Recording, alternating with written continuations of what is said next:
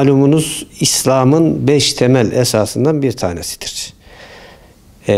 Hacca gitmeye, yani Mekke'ye, Medine'ye, oradaki hac menasikinin yapılmış olduğu yerlere gidip hac mevsiminde Cenab-ı Hakk'ın el haccu eşhurun ma'lumat, hac bilinen aylardadır diye ifade ettiği Şevval, Zilkade ve Zilhicce aylarında malumunuz hazırlık aşaması ve tamamlanması bu 3 ayı kapsamaktadır.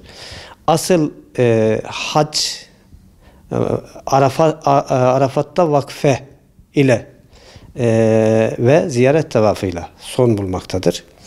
Dolayısıyla mümin kardeşlerimiz, yol bulan, imkan, maddi ve manevi imkan bulan kardeşlerimizin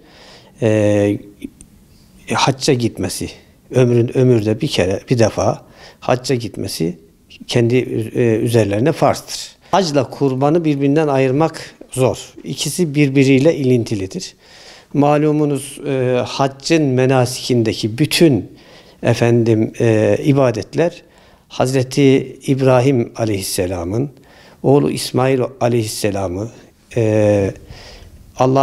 Allah'a vermiş olduğu söz neticesinde kurban etmeye götürürken şeytanın vesveselerine karşı direnmesi, ey İbrahim nereye gidiyorsun? Bak, insan kendi oğlunu feda eder mi, kurban eder mi şeklinde Hazreti İbrahim Aleyhisselam'ı vesvese vermeye başladı ve her vesvesesinde Hazreti İbrahim Aleyhisselam Allah'ın emrini hatırladı ve şeytanla mücadele etti. Dolayısıyla hac aslında şeytanı sadece taşlamaktan ibaret değil, nefis ve şeytanlara karşı mücadelenin bir simgesidir. Aslında tevhidin bir simgesidir. Bütün Müslümanlar hac mevsiminde her zaman yönelmiş oldukları Kabe'yi görmek, orada tavaf etmek, o haccın simgesi olan, umrenin simgesi olan ihram elbisesini giyerek malın, mülkün, paranın hiçbir şekilde değerli olmadığını,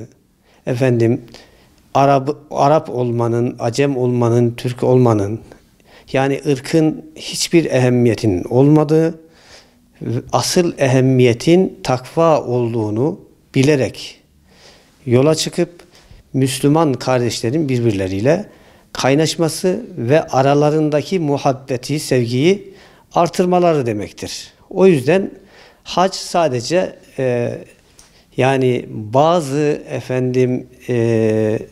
görüntü olarak yapılan şeylerden ibaret değil. Asıl amaç tevhiddir. Müslümanların birlik ve beraberliğini sağlamaktır.